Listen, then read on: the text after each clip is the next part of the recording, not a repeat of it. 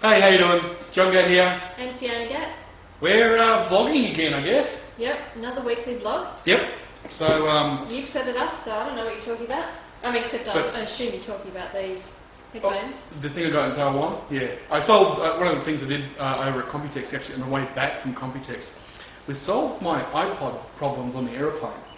I've over the years I've spent God knows how much money on too much on noise cancelling headphones and stuff like that, to try and solve the issue of being able to hear movies and or music and that properly on the aeroplane without being disturbed by engine noise or just other people or whatever else that around you on aeroplanes.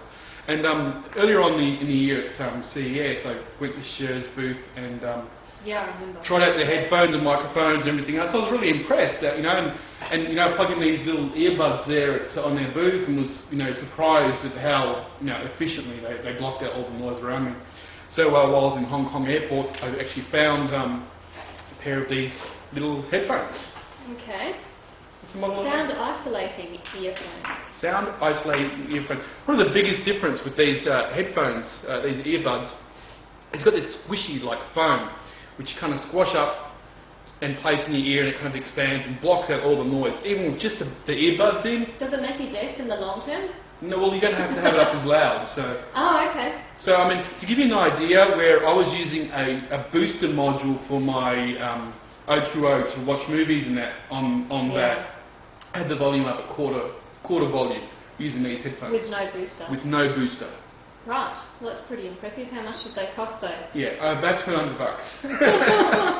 Yeah, that's pretty impressive too. Yeah, but much higher frequency range on the actual headphones, and it comes with all sorts of different earpieces. And I'll just open them up. I'll just show you here.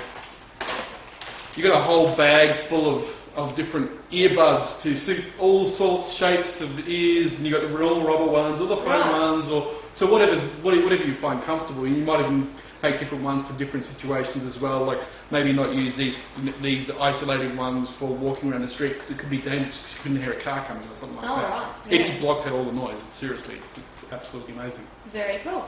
So hopefully these last a while. It's a modular headphone, so you can get like the bit which plugs into the extension cable, so you can either have it short or long, so you don't always have it in your pocket, or you can have it down lower. Sure. Yeah. Okay. So pretty much they thought of everything, and this is actually the bottom of the range for their headphones.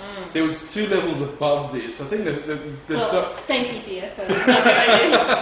I love sound and whatever else, but I'm not that much of a music expert where it's going to make that much of a difference. So. Well, it sounds like you're happy with them anyway. So. Yeah, so that's the cool thing I picked up on the way back from Computex. But over at Computex, I found out a lot about Blu-ray. Did you? What did you find out? Well, for starters, every man and his dog is trying to make a Blu-ray PC. Yes.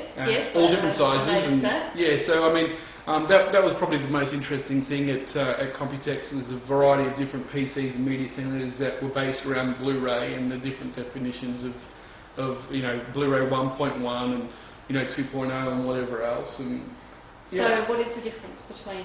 Okay, so there's 3 different versions of Blu-ray. There's Blu-ray 1.0, 1.1 and 2.0.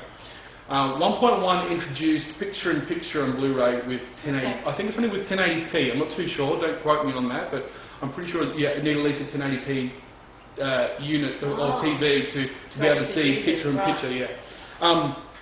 So that was 1.1. That ability. So you can have like your director talking about the scene that's going on and whatever else. Yeah. Or you could be watching 2 things at once. 2 things at once. Yeah, I'm not too sure. I don't know. Whoever does that. The other thing is with BD Live 2.0, which basically integrates networking into your Blu-ray player. However, I have noticed since you've got back, you've been kind of cursing in the background. And yes. Well, you go to Sony's website, and they took out the 2 only DVDs which have BD Live enabled. There's only 2. There's only 2 Blu-ray discs at the moment. One of these is, what was it? It was Walking Hard or something like that. It's that Johnny Cox story or something. Yeah. The other one is the 6 Days. So I thought, no worries, the 6 Days come out here as well. They had the same release date in Australia as they have in the US. I go out and grab a copy and I've installed it, and no BD Live. No BD Live. No, nothing. No grayed out menu. Now, if your disc has BD Live but your player or software does not support it, the menu option will still be there. It will be a grayed out option. Right. Unfortunately, what I've since found out is that different regions either do or do not have it. Okay. So like the region I got this from, which is Australia, does not have BD Live enabled. Yeah. So to get BD Live, you have to get the US version, even though this is region free, and this is all 3 regions, A, B and C on the region. So that I'm trying to work out why they needed to make a different copy for the US than they did for Australia. Or any country for that matter. Why are we It could be something to do with what features you get on BD Live. Well, yeah. Well, see, the thing is, it is some of the features is like ringtones and stuff like that, but other features are movie or DVD or Blu-ray disc previews. Right. So you can download trailers and movies and whatever else. They would have to prepare different content for different regions. Different zones. Yeah. So I mean, some of the stuff I saw in Taiwan, some of the trailers, I mean, from movies I hadn't even heard of before. So. But so basically you get a menu, you connect to the internet, you download it, you click on all the different previews you want, and it will download it, and you can watch them in high definition. So the thing is, now we've got a copy of the Johnny Cox story, which is supposed to have BD Live on it, and we've ordered that through Amazon. Should be here next week, so we'll see whether we can get it to work. Yeah. In the meantime, so I've got a variety of different movies here now which you can watch. I've got like a CGI movie, I've got an older movie which has been upscaled, and a modern movie which has not been upscaled, and whatever else. So I can see the difference between all them. Right. And what I'm basically doing is trying different video cards out, so I can see what benefits. What the difference is. Yeah. And also trying out different connectors. At the moment, I'm testing with component high definition connectors on the back of this MSI NVIDIA card here that we've got plugged into the system. Yeah. So you've got HDMI, you've got component, you've got S-video, and so there's all sorts of different interfaces for different TVs and whatever else. Obviously we want to output to our high definition TV. The one I've got here in the lab is only a 1080i, not 1080p. Not 1080p. Yeah. But eventually we will be plugging it into a 1080p TV. We did publish the first of the Blu-ray series videos this week on Wednesday. And next it looks a bit different from other videos. We've found a new way to convert the flash, have we? Yes, it wasn't me. Somebody else did it, but yeah. So it looks a lot better. Yeah, quality's gone up on our videos. I want to get all these videos up on iTunes as well, so we'll get that happening shortly. We'll get all our previous videos. If you didn't check out all the videos from Computex, there's some really interesting stuff. Some cool video cards out there. The Thermaltake video was really good, and also the AMD video was really good. Got a lot of a lot of hits there on the AMD video, about 30,000 hits I think on that one. So so that was pretty popular. But that's basically what we're doing here in the labs. I'm testing away. I've got to get back into testing that game. I might actually combine testing the game mouse and testing the games here as well. That's a good idea. The Cyber Sniper, I might test out in the test bed here and kill 2 birds with 1 stone. Yeah. What are you doing, Fiona? I know what I'm doing. I'm coordinating all sorts of things. Okay. Articles, video series. What articles have we got coming up?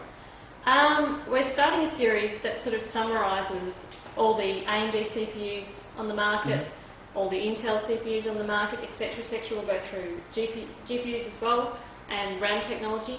Basically, to sort of put it all in context. So if you're looking, for example, to upgrade your video card, I mean, where do you start? There's so many different models and names out there.